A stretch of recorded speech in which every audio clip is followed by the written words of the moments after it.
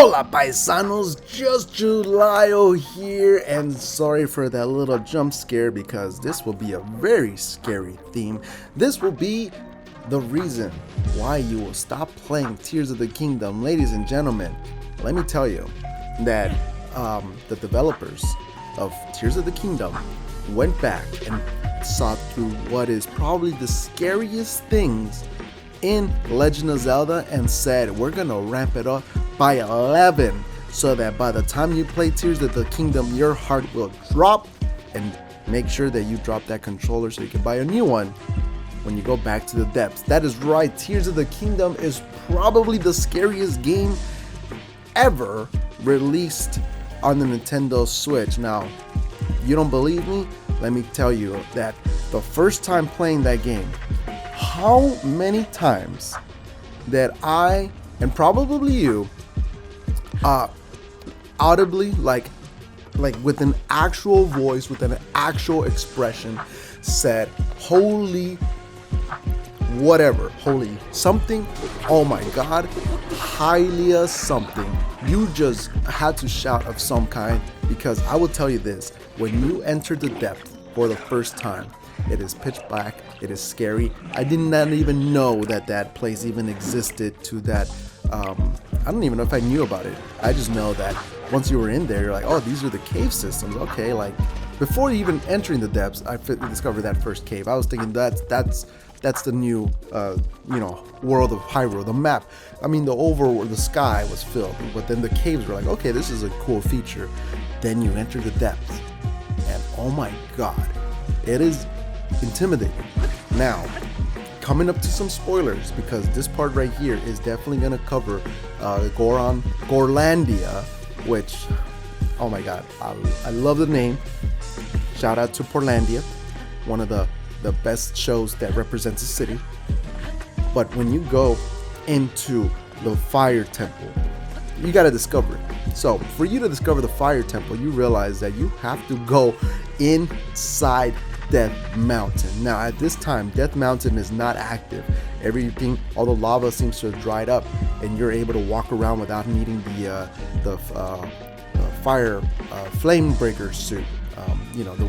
The suit that prevents you from burning up.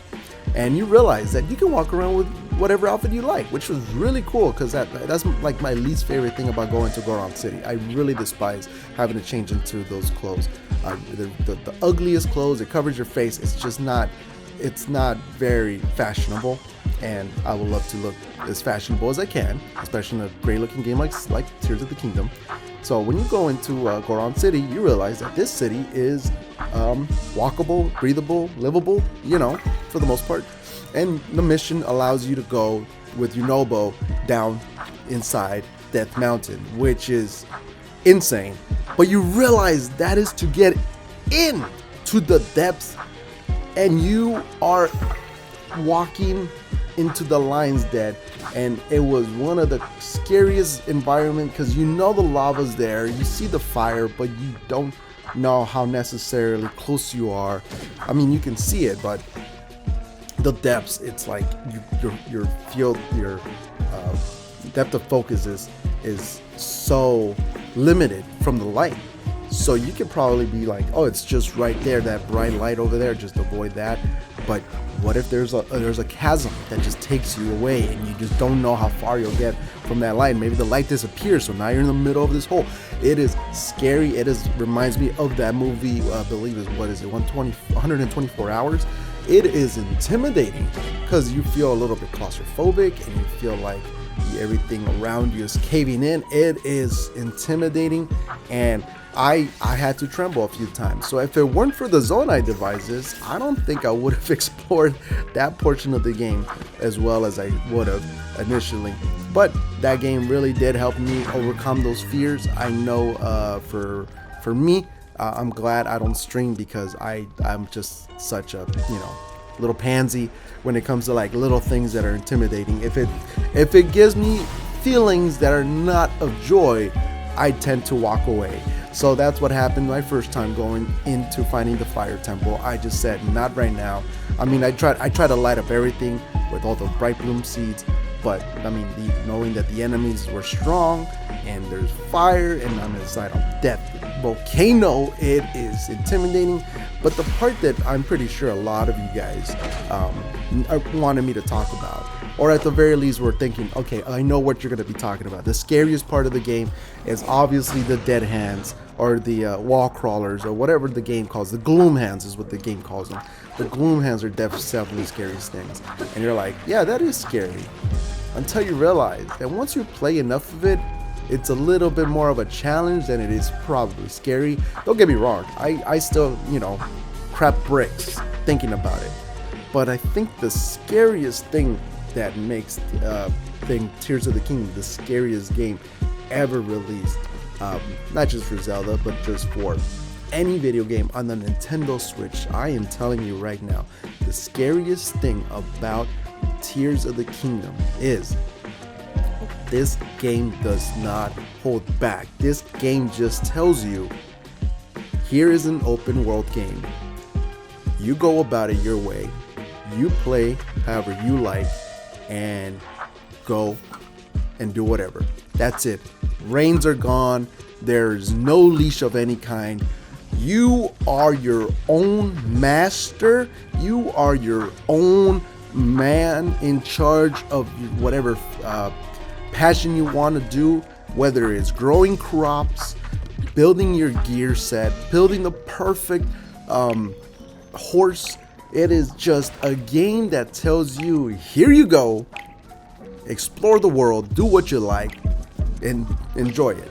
And that is freaking me out because I don't even know what I want. So one of the phrases in the entertainment business that you'll hear is that, the fans never know what they want. Don't give the fans what they want, because you give the fans what they want, you give it to them, and then at the end of the day, it's not what they wanted. They'll complain. It happens to every fandom. It doesn't matter if it's anime, cartoons, video games, movies, anything, any fandom of any kind. There's your fans. There's the people who are interested and invested in the product. They have their likes and dislikes regarding that franchise. But no matter what, that franchise gives you something, and then the fans' feedback is reciprocated based on the product. Now, in this case, this fandom, which is Nintendo Switch owners and Zelda enthusiasts, is that we got essentially everything we wanted, and I do not know where to stop. It is intimidating. I do not know what I want anymore. I mean, I know that the dungeons aren't exactly the dungeons I wanted from the previous Zelda games. I mean, some of my favorite Zelda games still to this day are like the 2D games and Ocarina of Time. And I mean, these games have been around for like 20 years now. Boy, am I old. But I know that's what I like.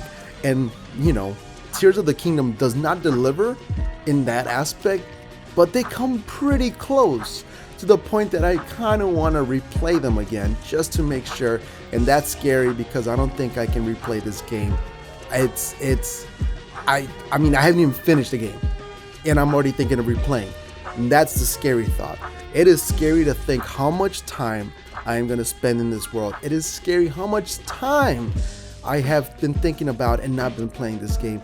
It is scary knowing that you will not have a concrete number in which you will probably be satisfied with this game.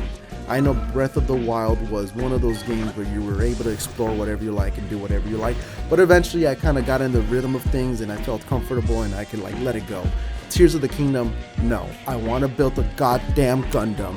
I want to fly from Eventide Island all the way to Mount Hebra. I'm thinking of wanting to do these things, and I know I'm not even close to it, so I'm already thinking of the hours going to spend just to get that one location, to get started on the mission, and then realize that I'm still not even close to whatever mission I had in mind. So Tears of the Kingdom, congratulations. You are now the scariest game of all time because you have now basically made me a slave to your world. I cannot stop thinking about it. I cannot stop playing. And I can definitely tell you for sure that Tears of the Kingdom has made me scared and now latched to its world, because it has given me the open world that I've always wanted. It is like the GTA of Nintendo games.